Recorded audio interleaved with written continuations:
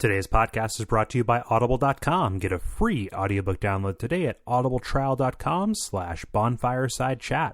Over 100,000 titles to choose from for your iPhone, Android, Kindle, or MP3 player. Some of our landings were desperate adventures. We are now prepared to meet the inevitable counterattacks with power and with confidence.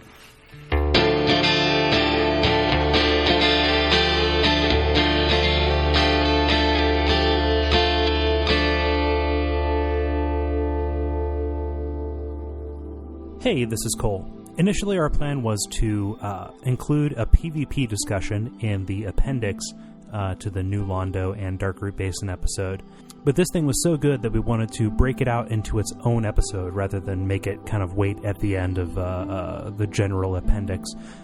Also, I forgot my external hard drive. I'm away from my office. I will not be able to edit that until a little bit later. So what the plan is to release this now on Sunday in the usual time, and then the actual appendix will come out Monday. So if you're listening to this is just a programming note. You can expect the normal stuff tomorrow. If you're listening to this afterwards, after the fact, then this doesn't matter to you, and just enjoy this awesome, awesome discussion with Jeremy about PvP. So, yeah. Hey, this is Gary Butterfield. This is Kole again. And here we're... Still. It remains Kole. It remains. Still. We did this at the beginning, but we need to do it again because we're recording this later. Oh, God, help. No, but we're here to talk about PvP because we just did a huge episode about both the Darkroot Garden, Cat Bro section and also the Dick Wraiths in New Londo. And it feels apropos to just kind of really dive into what it takes to be successful in making people's lives hell. And we are joined today with Mr. Jeremy Greer, also known as EC on the Something Awful forums. Tell us a little bit about yourself. Introduce yourself, Jeremy. Hello. Like you said, my name is Jeremy. I run the extremely unpopular Tumblr page, darksoulshaters.tumblr.com, where I post collected hate mail from the Dark Souls PvP community. And I have a YouTube page, not EC, because somebody apparently had already taken EC and EC, and that's about it. And I play a lot of Dark Souls. Several hundreds of hours in to Dark Souls. So I can, and a majority of that is PvP. I probably gotten to new games 6 or 7 on one of my PvE characters, but hundreds and hundreds of hours of PvP. So holy crap. Any questions that you guys have, I am here to answer, and hopefully wrongly, so I can be sternly corrected on the Something Awful. That is my goal in life, is to be corrected. As is ours. Yeah. We wanted to bring Jeremy on because Kole and I, we feel like we know the game fairly well, but there are people who are experts in kind of various areas of the game. Please do not call me an expert, please. Yeah. Who are much more experienced than we are. Yes. At a lot of these areas. So we want to kind of shore up our weaknesses. I first came across Jeremy in that Something Awful thread, and the various links to that blog, which I recommend. I talked about it on the show before. And it's like it's the place not to go if you're uncomfortable even reading the word faggot, which is myself. Like, I don't really like saying that or seeing it. It's horrible. Some of the things these people say and write to complete strangers just kind of blows me away. It's one of the reasons I started the blog, is because I get all of this horrible, horrible language delivered to me. Sometimes like voice messages that are just some of the worst things, and having a place for people to read that and make fun of it, I think, kind of diminishes it to some extent. So that's the reason I justify putting stuff like, I can't even repeat some of the language that I post on the site. So, what like anthropologically, it's so interesting. Like, what will future civilizations think of that? Like, if there's an electronic record of it, and in 300 years, they find this message from, I don't know, like Bong Shaman 94 to, to Killer Inside. And it's just like, a lowercase u, fago, noob with a 0. Like, what it's going to look like it's just glossolalia. It's not going to look like anything. God forbid that future civilizations find darksoulshaters.tumblr.com and somehow miss all of the Coen brother movies. Like, that would just be the worst thing. How did we maintain my stupid blog but lose all of those DVDs? Yeah. This Jeremy fellow seems to be very important, and there's a minor footnote about this Mr. Criterion. I know nothing about. Wheat Lord Boner Hitler does not approve. Yeah. Oh. PvP. I've done a few invasions, and I've been invaded a handful of times. Most of the time, I've talked about them on the show. But I guess, like, starting kind of at the beginning, something that I'm interested in is, if you want to get started in this, I'm trying to think of a good way to phrase this question. How casual can you be? Like, are you going to have any chance at succeeding or having fun if you're not building a guy specifically for it? Like, let's say you're playing through a vanilla game and you just want to try out this huge aspect of the experience that you've been blind to. I think you would be reasonably successful, but like that, defining successful like you define successful in Dark Souls, just in the vanilla single player game, like, you're going to die a lot just from the outset. I tell people when they ask me advice about the game and getting into it, is just to start doing it, to start invading and to start getting used to it. It's I don't play a lot of multiplayer games. Like, I'm not a Call of Duty fan, and I've played through most games solo. That's just kind of the way I'm built. But Dark Souls has a weird PvP community, and you can, as you start invading, you'll kind of start realizing how things work. Like the concept of a lag stab, which is big in the community, and like you'll see that word kind of strewn about everywhere. Like, that's not really lag, it's just a mechanic of the game. Right. But you don't really understand how that works, and it's almost impossible to explain it in words without seeing a video or actually experiencing it yourself. So I don't think that you're not going to go. I guess when you start in Firelink Shrine, you pick up those 4 red cracked orbs that Petrus is hiding because he's a tool. You go pick those up and you start invading in the Burg immediately at like soul level 10. You're probably, especially at this point, not going to be very successful. You're just not going to be. Like, you're going to be running up against people who don't have any idea what they're doing. Or, excuse me, that have completely that understand completely what they're doing and are waiting for you to invade. But if you wait till, say, Blighttown or Anne Orlando, you have a reasonably good grasp of the game's mechanics, you have some upgraded gear, you might have a chance of, like, invading somebody that's completely new to the game. With my Karmic Justice invasions, I purposely kind of targeted that to lower level people, and you'd be surprised about how many people I run up against with, Drake swords and Knight shields and Anne Orlando still. Like, it's crazy. Wow. So those people are out there and they're looking for a fight. Like, and sometimes they turtle up, sometimes they get aggressive. But yeah, you don't have to have a specialized PvP build in order to win a match.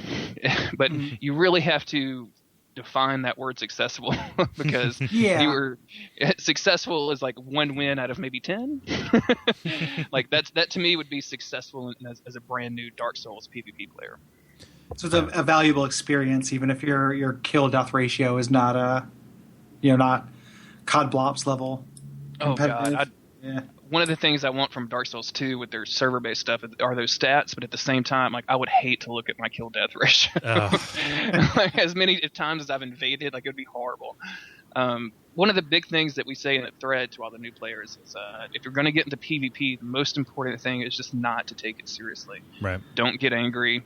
Don't, like, worry about your damage output or your DPS or all that. Just go into it, like, try to do the best you can, try to have fun with it, because it's, in some cases it's fundamentally broken, and in some cases it's really a lot of fun. So it's hard to balance that for new players. Right. What are some common builds that you're going to run up against if you're just out there running around, just doing casual PvP, and how do you kind of counteract those? A big thing in the PvP metagame, or whatever you want to call it, is like a katana build, which is a dex faith or a dex intelligence or just a pure dex endurance. So you're see a lot of Yukis, a lot of Ayatos, or however you say that weird word, a lot of washing poles, a lot of great scythes. You'll see them buff those with Sunlight Blade, Dark Moon Blade, or with Crystal Magic Weapon or Magic Weapon or what have you. That's pretty much like the beginning. I think most people who would get into PvP at the start, where they would go. You can do a lot of damage very quickly. You have a cool looking purple glow on your sword, and that's cool. Like, and as far as countering that, like really, if they're relatively new players, then it's pretty easy to parry them. Right. I'm sure you've seen on videos, block the first hit, parry the second, just like you beat Gwen. Well, Cole, you probably don't know anything about beating Gwen. God damn it. How many Balder side swords do you have, Jeremy? Man, how many builds do I have? Jeez, I think I'm up to like 30 or something. It's ridiculous. I own 4 copies of Dark Souls, just to tell you how crazy I am about this game. I need to give at least one away at some point. So yeah, big thing is a dex build. You know, you jump your dex up to 40 and plus 15, some sort of dex scaling weapon, throw a buff on it, and then R1 or RB to victory. Right. Now, there's a lot of weird variations in between those. Strength weapons are very popular, but they're much, much slower, so I don't think they're popular to newer people, because you really have to know your timing and how not to expose yourself with a strength weapon. So, like, you know, you're not going to jump up into Smo's hammer and then, you know, not get backstabbed if you're brand new. Why would you anyway? Yeah. Do you so you're talking about, and this, we're kind of doing this in a haphazard order, so Yeah. forgive us for that. We're not Fox Newsing you. We're like trying to. But just real quick, so you had mentioned in the first question you talked about lag stabs and stuff. Like, what's some of the vocab? Like, what does that mean? Like, I know what that means, but just for anybody who doesn't, like, what are some of the common kind of terms or things like that? A lag stab is, man, Dark Souls PvP is so broken. This is so dumb. Basically, if you have 2 players that are circling around each other, on your screen, it looks like you were behind your opponent. In other words, you start circling the opposite direction from him. You move behind your opponent, and then you get the backstab. On his screen, because this isn't server-based, or excuse me, this is player-to-player based networking. Yeah, it's peer-to-peer.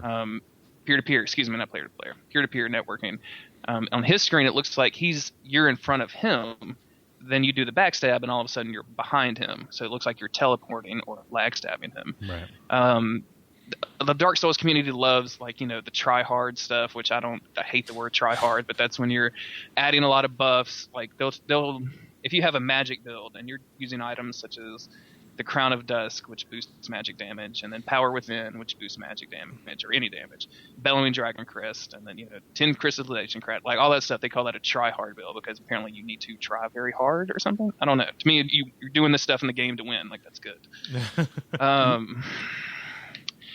There's the whole giant dad meme, which I'm sure everyone that's listening to the show knows exactly what that is. Yeah. I'm trying to think of any other kind of terminology that's around. Let's explain. I know what the giant dad is. Explain what it is, just in case, because like a lot of people who I've talked to, like who are playing along with the show, like one of the reasons why we wanted to have you on is that not everybody goes deep the same way that we did when we like started a podcast. And I'm on my like not fourth, like probably like, you know, 7th playthrough of the game. You know, trying a bunch of different things. Like I have friends who are playing along with the show. So like Braden, have no idea. Yeah, Braden, who was on last week, like he finished the area we talked about. You know, and that's as far as he's gotten in the game. So just for completeness sake, say what a giant dad is. Well, this dude, I think it originated with Only Afro, which is this YouTube poster that does crazy, wacky, sometimes even funny Dark Souls videos. A giant dad is a guy in complete giant's armor using a Chaos Zweihander. Am I doing that right, Cole? Zwei? Yeah, sure. I called it a Zwei until I started listening to your podcast. So, I don't know that we're doing it right at all. Ben hasn't corrected me yet, and he speaks German, so. Okay, that's good. So, Giant's armor, Mask of the Father, which is probably the most hilarious looking mask in the game. And then Chaos Vi, and enough endurance and vitality so that you are basically unstoppable, and you RB spam your way to victory. And there's a whole thing where people say it's the legend, and the legend never dies, and yeah, there's a whole meme around it. Google Giant Dad. I even have a video on my YouTube page because me and 2 other goons are going to do a giant family playthrough. So we're going through, and I'm giant dad. One goon is giant mom using the mask of the mother, and another dude is giant child, who is mask of the kid, or I don't even remember what the mask name is now. Child. But we're going through and recording ourselves, and all 3 of us have capture devices, so we're recording 3 different angles of these boss fights. That's excellent. Holy shit. So, yeah, that should be a lot of fun. We've gotten through Capra, and after that we said, okay, we're not going to record anymore until we actually edit some of this and put it on YouTube. But between 3 dudes that have full-time jobs, and I hope you get invaded so bad. Like that would be so funny. Like if you invaded in and just came in on the family, like all of you guys could look up, and just kind of like look at each other. I know that the game doesn't have that kind of control, but or that kind of animation, but that would be insane. That's great. We were invaded in the parish. And for whatever reason, like because Dark Souls networking sucks so bad, anytime that we've been invaded, like one of my summons dies out because I'm hosting the whole thing. Mm-hmm. And for this guy invaded, and instantly Richie Z, just like who is I think Giant Mom, disappeared completely. I don't know why. So this guy rolled up on like Giant Mom, Giant Child and Giant Dad. We killed him instantly because the build is so incredibly overpowered. And the guy sent me a message immediately afterwards saying, the legend never dies. Turned you into a giant widower. Exactly, yeah. Yeah. Eventually there might be a giant orphan. Oh, no. Oh, no. Oh, we're trying to work in like some real dumb plot lines too, like Giant Child learning how to use the Zwat. Like it's going to be hilarious. Like that is great. That's awesome.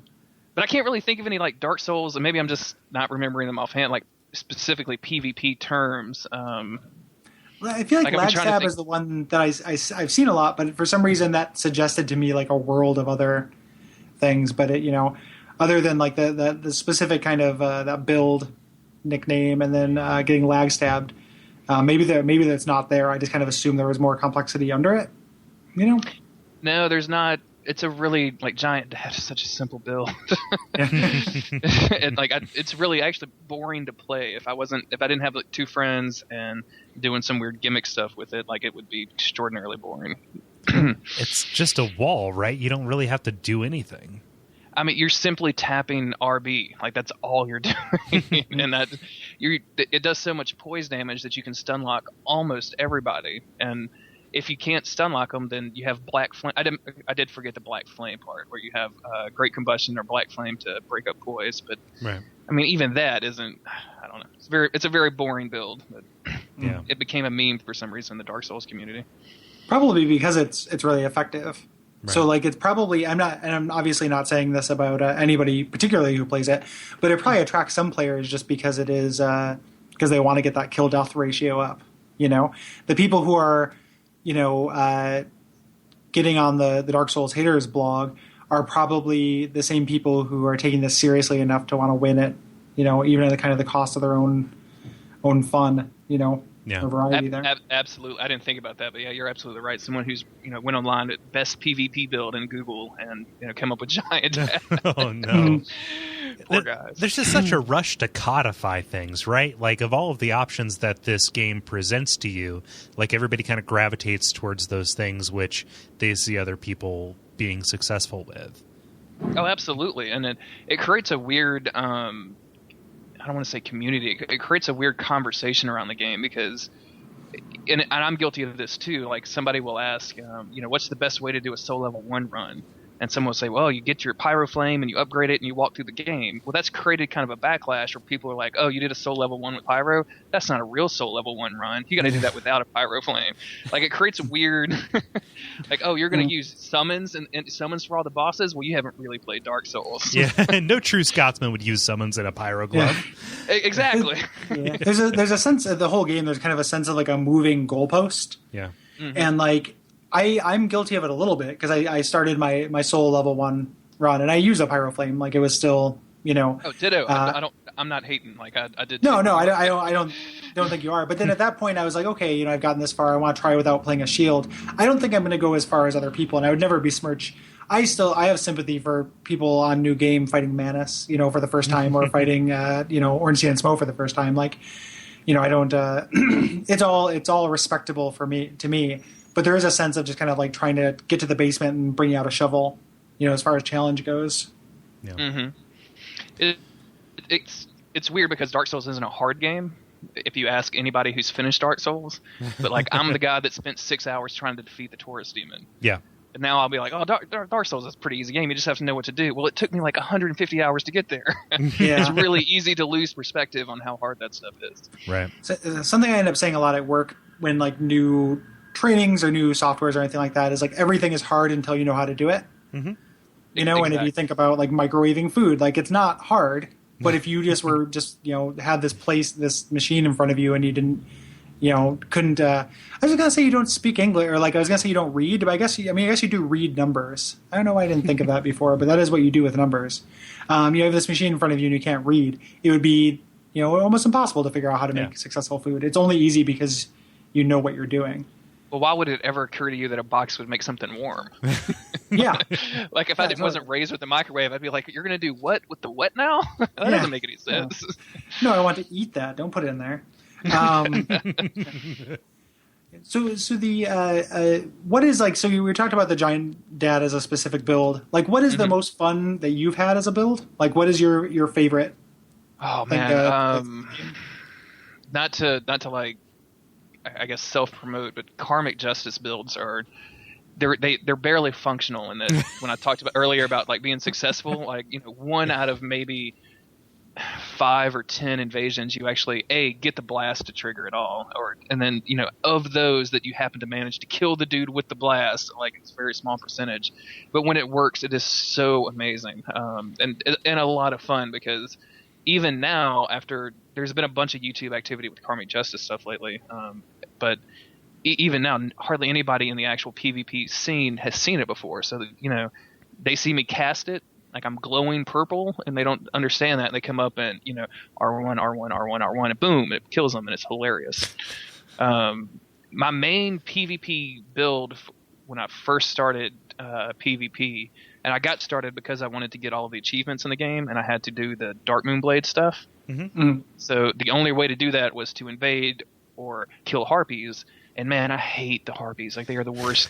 I'm terrified of the harpies. So I was like, I will rather go into the forest and do PvP than kill harpies. And that was a sorcerer build. That was like what most people would call a try-hard build at this stage. 50 intelligence, just enough strength and dex to wield the Moonlight Greatsword. And I've gone through the game with that particular build 4 or 5 times now, so I have 20-something cast of Crystal Soul Spear. It's just extraordinarily overpowered at this point. It's hilarious. But locked in at soul level, I think 110 or 115. Mm-hmm. So, still be summoned into other people's games. So Karmic Justice, a straight-up sorcery build, I think is a lot of fun. It's a straight-up sorcery build in PvP before they introduced Darkbeard. Darkfeed. Darkfeed and Pursuers was actually very difficult. But man, you will get a lot of hate mail on a sorcerer build. A lot of hate mail. People hate dying to magic. And then I guess my third one would be my dual claw build, which started. There were 2 other goons that wanted to do like superhero cosplays. So one guy was a Hulk, like he managed to get himself all green and bulked up, and he was using Dragon Bone Fist. And then another dude was playing, I think, Pyro, like he had dual Pyro Flames.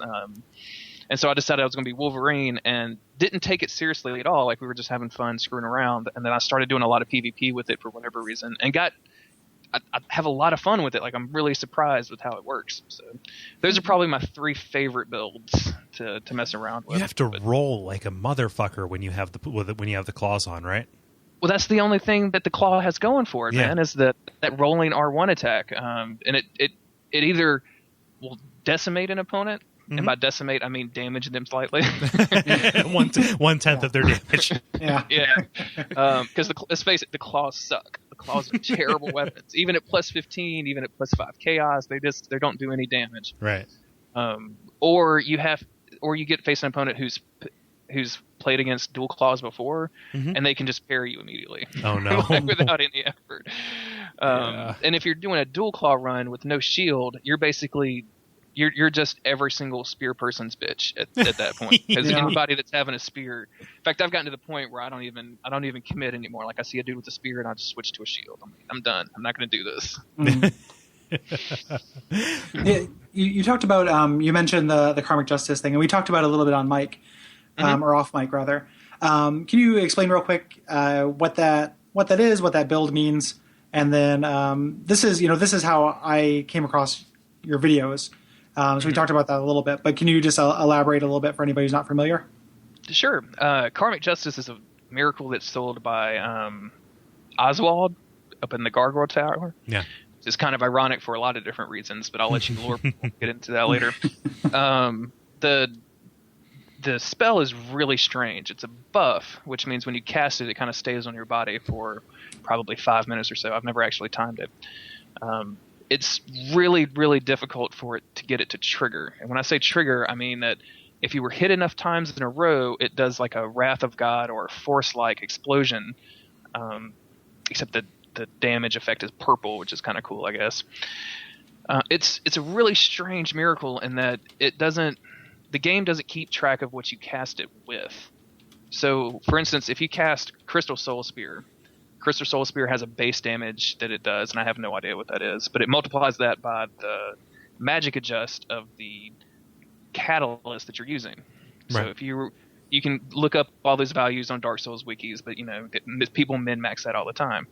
But with Karmic Justice, it doesn't do that. Karmic Justice, it uses when the blast triggers, it uses whatever the magic adjust of the item in your right hand is. Mm-hmm.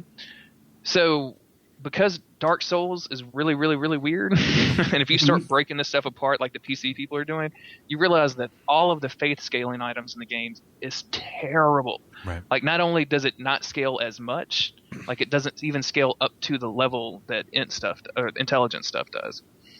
So you've got a very difficult miracle to even like understand what it does. Like if in the game you get the Soul Spear, you cast it, and you're like, oh, this does a giant bolt of damage. I've seen this before. This is some Street Fighter shit. I'm on this. I got it. When you cast Karmic Justice, you like kneel down and do this prayer thing, and you glow purple for a little while, and that doesn't do anything. So it's really – and the game doesn't explain anything about this. So we started kind of breaking it down, me and a couple of other goons in the thread, realized that you have to be hit within like 5 or 6 times very rapidly. And if you go on YouTube and look up Karmic Justice intro or Karmic Justice 101, I don't even remember what I named it. Like I have a video that kind of walks you through the step by step. You have to be hit 5 or 6 times in a row. You have to be hit using a shield with less than 100% physical resistance. In other words, you actually have to take damage in order for it to work. At that point, the blast triggers. And if you're using just a normal weapon, it'll do like 200, 300 damage on an opponent, and like it'll throw them back a little bit. So it's not really that impressive. But if you start kind of min-maxing it, if you take your intelligence up to 50, use a 10 crystallization catalyst, which at that point is the highest magic adjust of the game, then you can you'll do like maybe 800, 900 damage. Mm-hmm. Then you start stacking miracle boosting rings. What is the ring of the sun? Firstborn sun. Yeah. Mm-hmm. That does, I think, 10 or 20% extra damage. So, you get up into that 1,000 range. Well, then you add the Crown of Dusk, and that gets you up into like maybe 1,100, 1,200. Mm-hmm. Well, then you add the Red Tearstone ring, which adds 50% to all your damage. So at that point, you're basically begging someone to take you below 20% health within 5 hits so that they can kill you, so that you can kill them with the blast. On my personal YouTube page, I've gotten it up to 1,600 damage, which will basically one-shot almost any build. There's another dude on YouTube that got up to 1,700, which I was pretty impressed with, using the same almost exact build, except for whatever reason he went all the way up to 99 intelligence, which I've never seen anybody do. So yeah, it's a very strange miracle. It's very hard to work. The actual build itself is, I think I mentioned earlier, it's almost broken. Like you have to have 20 faith, you have to have 50 intelligence. What are you going to do with that? Yeah. Well, it's a very gimmick build.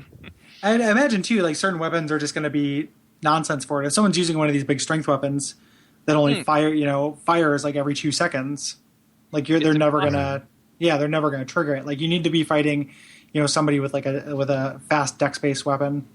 Yeah. who's not trying to backstab you. That's like willing to sit there and let you turtle.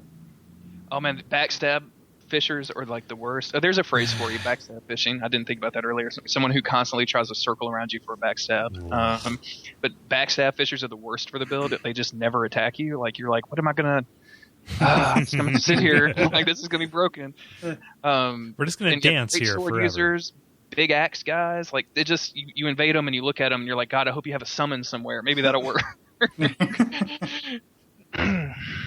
God. But that's essentially karmic justice. There's a bunch of videos on YouTube about it. It got a lot more popular when all of the hacking stuff started because people for some reason found some weird karmic justice spell that they could just instantly cast, and What what's the best like gimmick build that you've like run up against or even tried yourself? I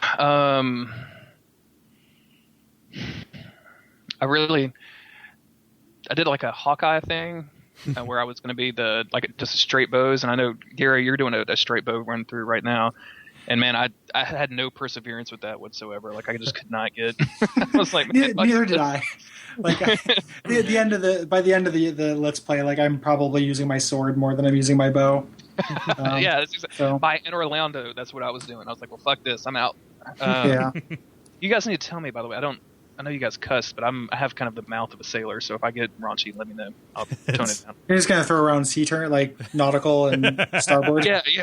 It was a real aft piece of shit. Nautical and starboard. Some of the sea terms I know. I'm gonna start calling up flag codes, like, oh, we've got some cargo on fire over here. Yeah. Boy, my spinnaker was fucked. But gimmick builds, like I did a Mildred gimmick for a while. Oh, yeah. I was invading an upper Blighttown. And man, it was probably the meanest I've ever been in Dark Souls. Like it's, because at the time you had like, it was really easy to keep yourself in stock of like dung pies and fire bombs, and you would invade dudes again. Night shields or spider shields unupgraded with like maybe a fog, or not a fog, the what is the boar helmet thing? I don't even remember the name of it, but you could tell they were obvious newbies, like Drake swords, and like to be invaded by like a naked chick with a sack with a giant sword throwing shit at them, like, and you would do that thing, and I've got some videos on my YouTube page about it, and it's really popular, where you get them not only with dung pies, so they've got the toxic status, but then you hit them with the poison knives, so they're toxic and poisoned. At that point, they really don't have mosses, or if they do, they don't have them equipped. And you're constantly hitting them with the Lloyd's talisman so they can't heal themselves. At that point, you're just watching them die. Or, you chase them down and you kick them off ledges. That's the place where I found out if you can actually run out of stamina on a ladder. And you have like there's a special animation for you like wheeling back and falling down. Yeah, I've done that before, and it's really rare, but I've gotten knocked off of ladders and had that happen. Like, I was trying to knock someone off a ladder while they were trying to knock me off a ladder. And you do this, like, really kind of comical, like, whoa, Exactly. Like, yeah. Well, it's not dignified. I love theme invasions. There's a series of videos on YouTube called, I think, Protecting Our Homeland, where a guy, he dresses up like as the Stone Guardians in the Darkroot Forest and invades, and he does... like Silver Knights and in Orlando, like he does like he dresses up as the enemies from the game and invades in their area to kill hosts, and I think that's a lot of fun. Totally, like that's my favorite thing that has come from PvP that I've seen, having not like participated that much. Is I watch a lot of YouTubes, just like before bed, I'm dicking around on my phone trying to fall asleep, and I love that shit. Like one of the first ones I saw was that guy. I don't know if it's from the same series, but dressed up as the Stone Knight. He didn't do it in the area, but I talked about it on the show. He does it at the top of the ramp in Sun's Fortress with the boulders. So as they approach, you cast Tranquil Walk of Peace, and you just stand there with your shield. And they can't do anything. And then they try to roll away, do the dumb stagger animation, and just get hit by boulders. And Sun's Fortress might be my favorite invasion spot in the game. So good. It's so much fun. Oh man. That's a good segue. So what are you said that might be your favorite and is a good spot. Like, what is the, where are people kind of in the metagame? Like, where, if you want to get started in PvP, and we've established that, like, the best way to do it is just to spend a bunch of time doing it. Like, where are you going to want to go? And is there a difference? Like, if you go to certain areas, are you more likely to find kind of these, professional, people who are making do a this living for a off living? of it? Yeah, essentially, yeah. Professional PvPers, or are there places where you can go to maybe get? Because, like, if you think about, Dark Souls, Vegeta 311 just had a video that came out, and he had this kind of a screed about PvP and talked about how people expect it to be like a fighting game and be balanced, and it's not a fighting game. It's essentially a single player game, so it's never going to have balance, and you should stop expecting that. When you think about balance in a fighting game, though, like, what you want, the best time you're going to have with a fighting game is playing against someone who's exactly as skilled as you are. And, like, the times I've gotten frustrated with PvP in this game, like when I would be invaded, was it just like, this person's 1,000 times better than me. Like, it's not, how is this fun for anybody? And I couldn't understand it at first. And now I've relaxed the fuck up because it's not that big a deal. Right. But at the time, like, that was my perspective on it. So are there places where, like, you're more likely to get kind of like a invasion that is appropriate? Or are there places where there are more, like, common trolling grounds for people who are here to fight, who this is what they do? So obviously the forest is probably the worst place in the game to invade, because you are more than likely running against 2 or 3, summons that are waiting there to be invaded, probably using the dried finger thing to get invaded more, that just want to kill you. Very rarely in the forest will you find somebody, that was just hanging out that wants to duel. Every once in a while it happens. I'm not saying it doesn't, but in the forest, you're more than likely going to run against 2 or 3 people waiting to kill you. And there's a certain kind of perverse satisfaction in surviving that. So I think that's why that scene stays very popular. The township, that first bonfire in the township, is a very popular 1v1, PvP spot. You can hang out there as a, in that soul level. If you're on the console, it's 120. If you're on PC, probably still level 100 range, and just get invaded constantly. My Dark Moon guy at 120 can get an invasion in every 2.5 minutes usually. I don't wait around very often at all. And then if you're a low level person using a red orb, man, you are constantly invading. You will run across gankers, and when I use the term gankers, that's a team of people, like, waiting to destroy you at a spawn spot. Right. You'll run across those time to time, but in the township, it's pretty much 1v1. And then also the Berg, which before the DLC came along was very, very popular. The Berg still is, to a certain degree, pretty popular. You'll get a lot of PvP action over there too. A lot of red signs down. Y'all talked about the red signs in one of the podcasts recently, but that's the primary use of that red sign is, waiting to be summoned for actual PvP, 1v1. If you're wanting, I guess, to get, I don't know what I would call it. If you're wanting to get that kind of low level new person invasion, you have to stay at a relatively low soul level. I talked about that Mildred gimmick. She was probably soul level 30 in Upper Blighttown, which, thinking that most people are human because they want to summon for the Gaping Dragon, they got a bunch of souls and they spin them right away because they, that works. So I was probably invading soul level 35 to 40 people, which isn't very high. Like, they're just not going to have the stats. Right. And if that's, you have to find weird spots like that. Upper Blighttown is great. Sen's Fortress is great. Anne Orlando is good. You're going to get a lot of invasions, but you're also going to get people that have darkened Anne Orlando that are waiting to do PvP, and a lot of higher level people, like the 120s and the 130s going through New Game 4 or whatever. I have a lot of fun doing Dark Moon invasions in the Duke's Archives. You'd be surprised. You'd be really surprised the amount of people that are human for that fight. Mainly because it's really easy to get Seath's Tail with a summon. Like, it's just way easier to do that. Right. But a lot of invasions, and you can have a lot of fun in the Duke's Archives too. I'm trying to think of where else. Like, really, you can invade almost anywhere in the game and have fun with it. If you want to have those fun, kind of interesting fights, I'd suggest staying as low of a soul level as possible. Stay in that 20 to 30 range, and you're going to have, interesting. You're not going to have high level people using in-game gear smashing the R1 button. Right.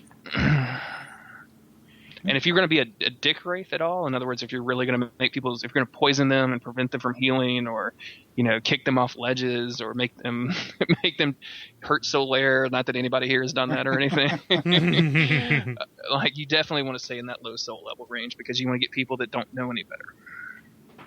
Right. That brings up something too. What is your take? And can you speak a little bit to like the etiquette that's developed around this?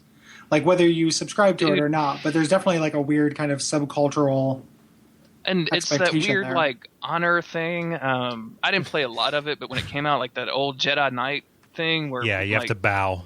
You have to bow and you have to do this stuff. Like, oh man, I can't tell you. Like half of my kills when I first started in PvP was I would bow to somebody and they'd bow back, and I'd cast Crystal Soul Spear and they would die in one hit because they were bowing.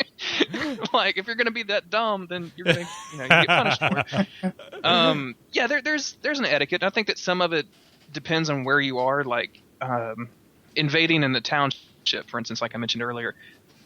In the morning, like I'll get up on Saturdays, and from like 8 to 12, I'll just invade in the township constantly. And you end up invading like the same maybe 10 people. And you kind of get to I'm not going to say relationship, but sometimes they wind up on your friends list, or you trade messages with them. So when you invade those guys, you're bowing or you're waving or you're jumping or you're doing whatever. And like normal everyday PvP though, like if somebody invades you, don't bow to them. They're there to kill you. It's called if you invading. Invade somebody, like don't expect them to heal. Like it's not going to be. They're going to use Estus. Like they're trying to survive. Mm-hmm. So there is like a weird subculture, and that's where a lot of the hate stuff comes from. Like if you go on the haters blog, man, it's a lot of honor duel, and I can't believe you killed me when I did this, or you're using this type of weapon in this place. Somebody was complaining this week of, I can't believe you would use like a gold dagger or something in the forest. And I'm like, dude, it's a weapon in the game. Yeah. What are you doing? Yeah, it is. That's not considered to be like a broken weapon, right? Like those are pretty good dex weapons, but not. That's kind of crazy. It reminds me of like when people talk about Smash Brothers. And Smash Brothers has those built-in rules to make it less chaotic. So people are like, oh, you should just do Smash Brothers. Only Fox, only Final Destination, no items, no anything. No fun. Yeah, no fun. Like just flip off the fun slider. Like I spend a lot of time on Twitch watching people stream Dark Souls, because apparently a full-time job and a wife and a life isn't enough for me. I also have to consume as much Dark Souls as possible. But you run into fight clubs that have stuff like no Hornet Ring or no Red Tearstone Ring, and I'm like, dude, it's a and I understand it from one point of view. Like they don't want like those instant kills, they want interesting fights, but at the same time, it's in the game. Like what? Like every part of this game is utilitarian. Right? Like if it works, if it like results in a net positive for you, then you are supposed to take advantage of it. And for people to just like rail against that is like, it almost seems like counter to the entire experience, other than their arbitrary rules that they build up around it. And arbitrary rules is perfect phrase for that, because it's completely arbitrary. The game empowers you to be a complete dick. Like they wouldn't have dung pies and Lloyd's talismans like given to you if they didn't want you to be a dick. Like the game is, somebody from Software was like, oh man, wouldn't it be cool if you could just be a complete dick the whole game? And to have that, like all of a sudden that's like, oh no, we can't do that because we can't use katanas anymore because they cause bleed and we don't like bleed. Like it's a dumb rule. I don't know. I don't obviously you can tell from my tone of voice, I don't subscribe to the honor culture or whatever, and I'll bow with people and we'll whatever, but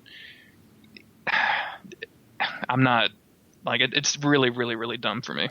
Like okay, so you don't subscribe to the honor culture, neither do I. Like what do you feel about people who make SL1 characters specifically to invade in the Burg, like going after newbies to ruin their fun time? Like what's your opinion on them? As a guy that's done that, me too. I've done that, so don't worry. I think there's more to the legend of that than there is in the actual practice. Yeah. It's soul level 1 invasions are very boring. You're either encountering complete newbies that have no defense against your +5 lightning hand axe, or you're encountering giant dads and soul level 200 dudes that are waiting around in the Berg to invade you. Right. So to me, it's very boring. I'm in full support. Like if I can ruin somebody's day in Dark Souls, that is a win for me. Like that's fantastic. The game provides you the tools to do that, and I think it's great. I mean, because you have to realize you're not losing anything. Like if I invade your world in Sense Fortress and I kill you by I don't know, like a firestorm from around the corner, and you've never seen that spell before, you've lost maybe one humanity. Like your souls are right there. You're gonna be able to get them back. Like I'm not like go. Don't be human, and you won't get invaded and have somebody kill you. So I have no problem with that stuff. I really don't. And I've been on the receiving end of that many times. Like losing millions and millions of souls at one time because I decided to turn human because I was going to summon someone to go do a boss fight, but I got killed. Like I've been there, and I know how bad it feels and how enraging it is. But at the same time, it's built into the game. Like, yeah, it took me a little while to come to that perspective because like when you're first starting out, and we talked about this in this specific episode, like there are the events that break you in Dark Souls and like teach you that nothing that you have matters. It's a lot like when you join Project Mayhem or whatever. And they're just like break you down as a human. And like my first really irritating invasion, experience was in Blighttown, stone's throw away from the second bonfire. And I had such a hard time getting through Upper Blighttown to get down there. And I was just so angry that somebody would come and just, murder me with it. And like, ultimately I've come around to that. But at the time I was just like, what, you dickhead, blah, blah, blah. On my way back down though, I made it my next time. I don't think I got my souls back. But I did, it took me one more try because like the same way that a microwave is only hard until you know how to do it. That's the same of everything in here. So like the thing you think you're going to lose when someone invades you and kills you, you can't lose. Because it'd be like somebody pushing you off a bike and you forgetting how to ride it. Like you still know how. Excellent analogy. Yeah. Yeah, like you still know how to ride a bike. You can get up and just get back to your spot. But you're absolutely right when you get to those points in the game where you're almost to the point where you have tried for hours to get to. But at the same time, I would ask you, why were you human? Like if you've been through Upper Blighttown like 20 times, why are you turning human, dog? to kindle that bonfire. Like it was the time I didn't have tons of humanity. I was trying not to. I was putting off kindling it when I first got there, and it's an interesting. I know that there's some kind of philosophy behind those two things being connected. In the designer's mind, and it's kind of perverse in that like you can make the game easier for yourself at the same time you potentially make it much harder for yourself by opening yourself up to this thing. Yeah, I find that whole design philosophy, I guess you would call it, that design element, just fascinating. That it intrigues me all the time. Like, well, if you want help, you're gonna have to just completely open yourself up to the most horrible thing ever. Invasions are fun is the ultimate. Well, so, I mean, speaking of invasions, like what's your favorite faction to play under or Covenant? Oh, it's got to be Dark Moon Blade, man. That message that you get when have either of you guys done Dark Moon Invasions? Yeah. I have not. I still haven't made a Dark Moon. I keep thinking about making a dedicated PvP build, and I just keep getting distracted by dumb gimmicks for single player experiences. Yeah. I definitely have my share of dumb gimmicks. Don't get me wrong. But Dark Moon Blade is probably my favorite invasion Covenant, simply because of that message. That not just because of the guilty pay the price message, although that is extremely important, but also that it's like a guilt-free invasion. Like all of a sudden you don't feel bad invading that soul level 45 dude because he done fucked up. That dude has some sin and you're there to take it back from him. And unfortunately the way the game works, and you don't get as many invasions as a Dark Wraith. Right. And if you want the most amount of PvP, you definitely want to go Dark Wraith, or host somewhere that's like in the forest or something. Right. But definitely Dark Moon Blades. Have you ever been able to successfully play PvP under kind of one of the I want to say loser covenants, but Gravelord or Path of the Dragon? Because neither of those have ever worked for me. I've never done anything with Gravelords. it's hearing about how broken it is, and it's not very interactive, so it doesn't appeal to me at all. Like it's just it seems very boring. Like I can just hang out as a human and be invaded anyway. Like I don't need to, Yeah. I don't know. It's just the whole thing sounds very boring to me as the dude that is gravelording people. I love fighting the Black Phantoms. I think that's a lot of fun, but Yeah. Path of the Dragon, I've never done. I joined it a couple of times just to get the stuff, like the stone and the roar thing. The torso, yeah. But the torso stone. Thank you. And I make a point because I know how hard those dudes suffer. Like every time I see a dragon sign, like I summon them immediately if I happen to be around. But I've never done it myself. And just coming from the thread and various Dark Souls, like chat, it's not very active at all. Like it part of that is because you have to be, the Gravelord. It's because you have to be New Game Plus.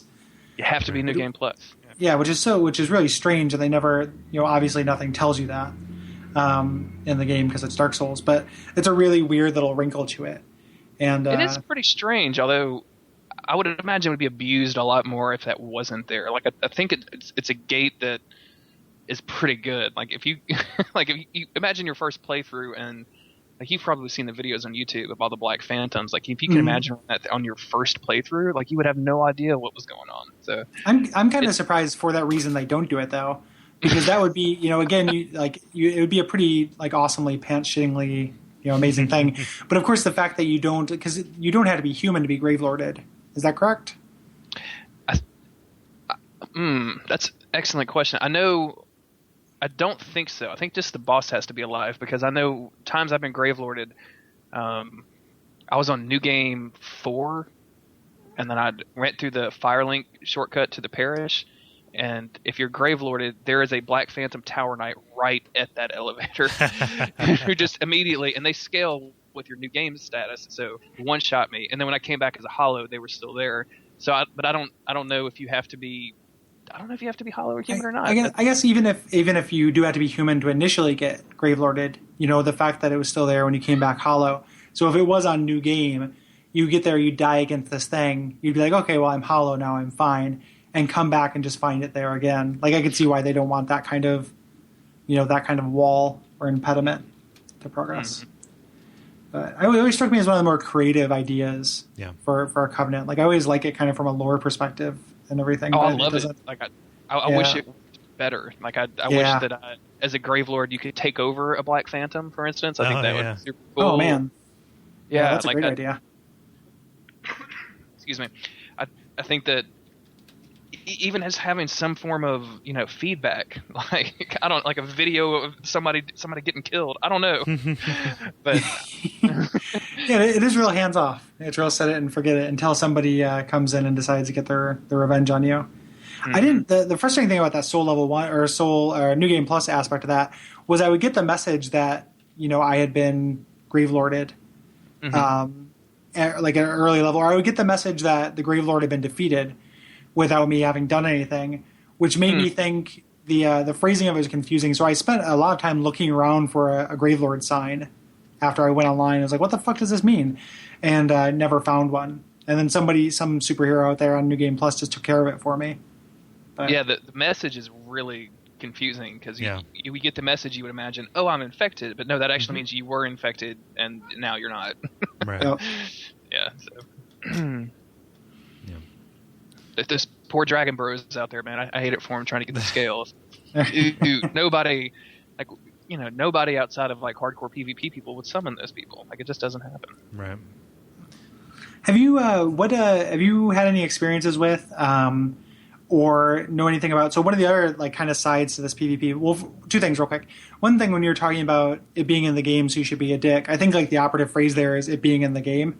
Like there's a huge difference in going in and using the game's tools against players versus like, doing exploits or hacking people, or doing any of that shit. Which I think is absolutely, yeah. Just restating our editorial position as a podcast on that stuff. Yeah.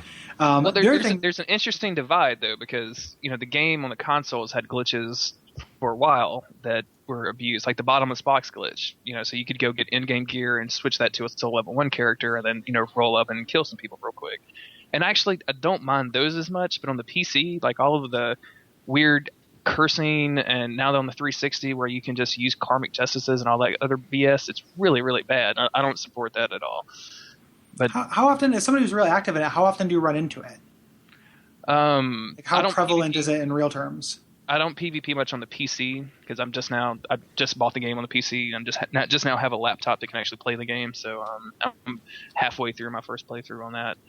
But on the 360, it's pretty common.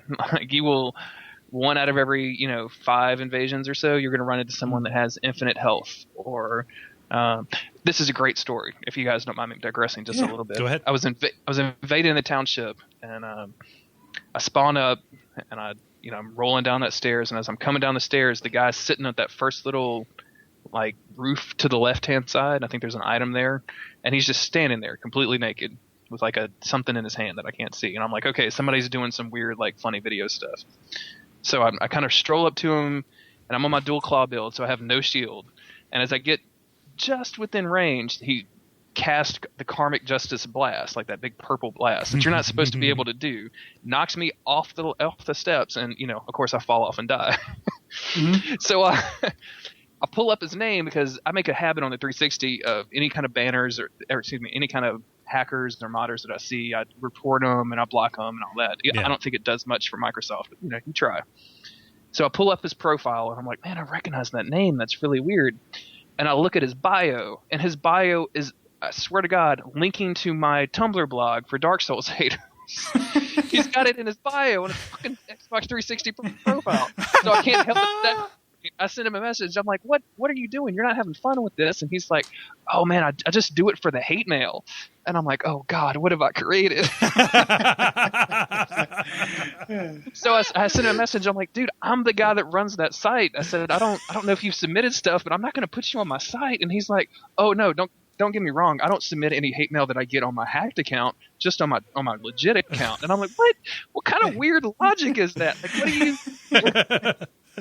I am become death destroyer. Oh my God. Anyways, sorry, I didn't mean to digress, but yeah. That's an awesome one of the weird story. Stories. Oh, wow. Yeah, so I mean, or go ahead, Cole. No, I was just going to say, we were talking about system differences, like which system, because I only ever play it on Xbox 360, but you've done 360 and PS3, and you're dipping your toe into PC. Like, which has the better, more like thriving PvP environment, do you think? I've primarily done 360 because that's kind of my platform of choice. Anecdotally, people say that the PS3 has more of a player population. Just because apparently a lot of the Japanese... I don't think the game came out on 360 in Japan, and there's a lot of Japanese players on the PS3 over there. Right. In my limited PS3 PvP experience, I didn't notice that much of a difference, though. Right. PC PvP, watching streams, talking to people is very, very light. Like, not a lot of people... Right. Excuse me. Not a lot of people are doing it. For instance, I was watching a guy stream today. He was waiting 5 or 10 minutes in between invasions in the forest. And, yeah, I know, miserable. And I was kind of boning up on my Dark Souls today, and it was 30 seconds for me using the orb. I was invading in the forest. Right. So I would say your consoles are probably your PvP area of choice, although it's... the 360 has been hacked at this point. Like, you can do save editing, all kinds of crazy stuff. There's a mule out for the PS3, right. So you can very quickly get started and have 5 copies of Wrath of God at soul level, whatever. Ooh. Like, that's ridiculous. And the PC is beyond messed up with the cursed and cursed statuses and all that stuff. So I don't even know where to tell people to go nowadays. There's nowhere to go. Demon Souls. Go back to Demon Souls. Absolutely. There's a goon doing a fight club, I think, this weekend in Demon Souls. If you guys have soul level like 120 builds, which I don't, I've only played through it once. But I've never encountered another player in Demon Souls. Like, I've never been invaded, nor have I invaded. I know I'm connected because I get all of the messages, which are crazy. Like, when you look at because I don't know if it's just the netcode aspect of it. But like in Dark Souls, if I get to a message and it has like a rating 11, I'm like, oh, this is a really popular message. And I'm on PC.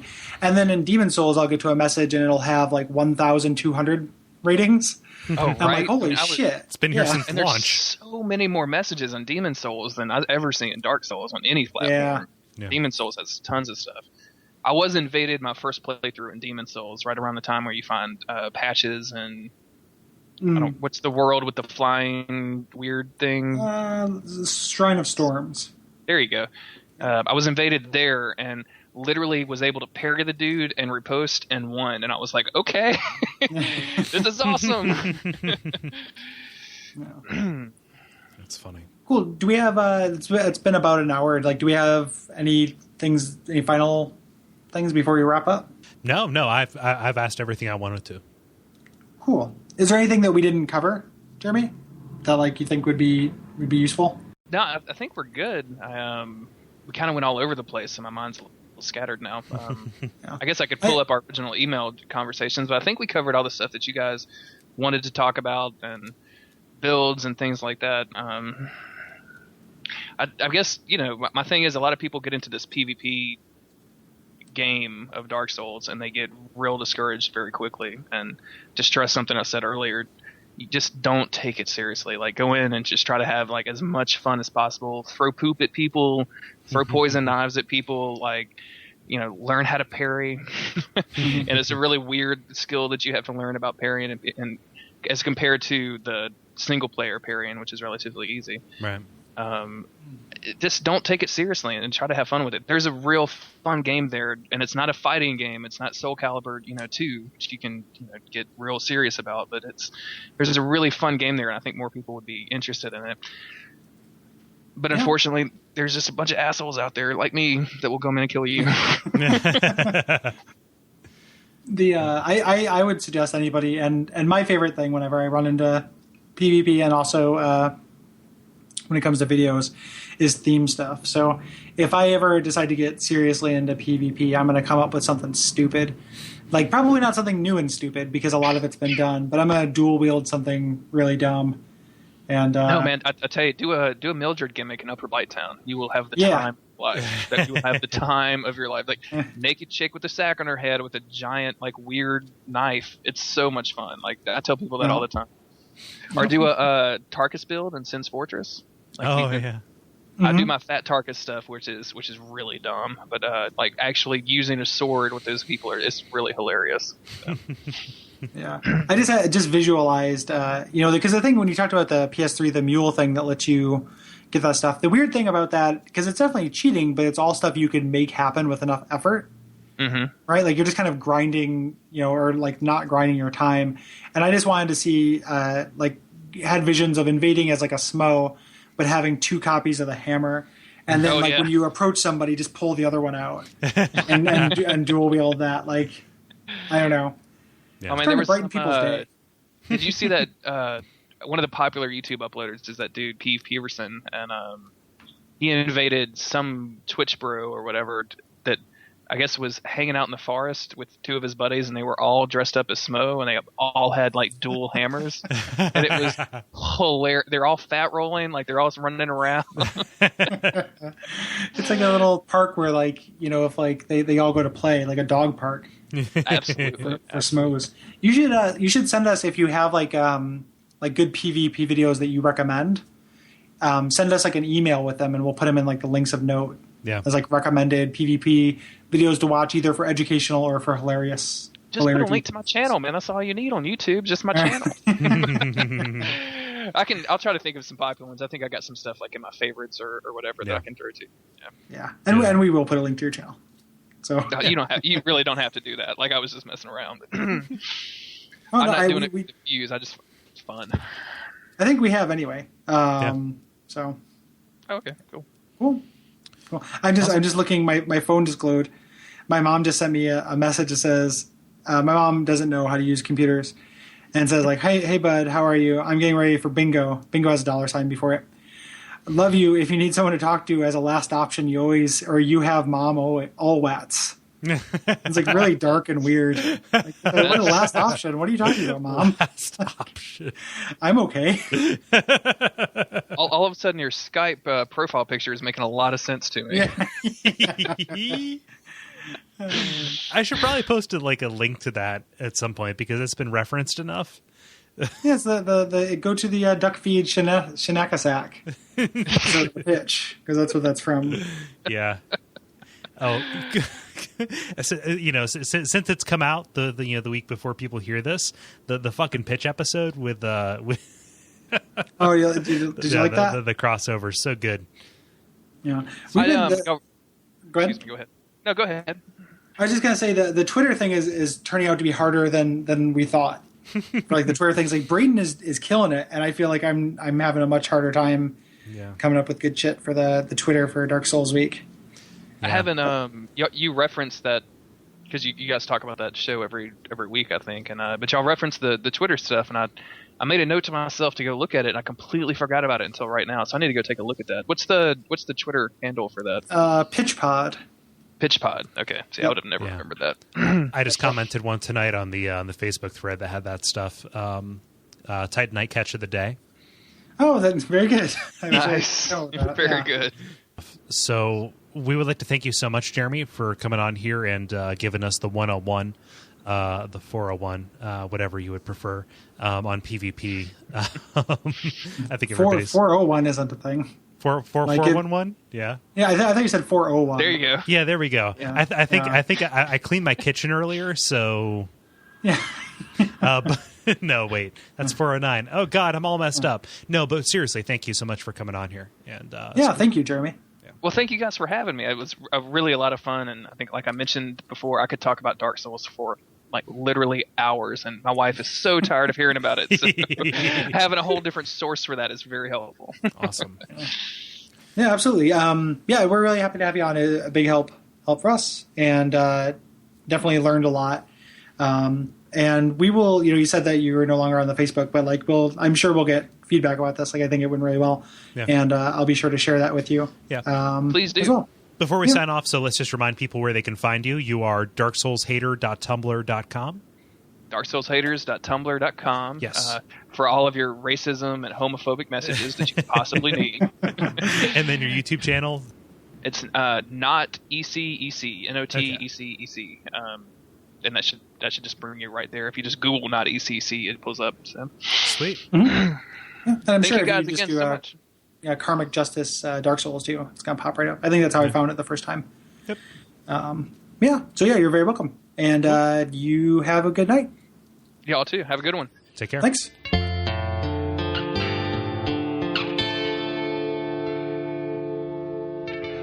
And we all pray that we will have far more soon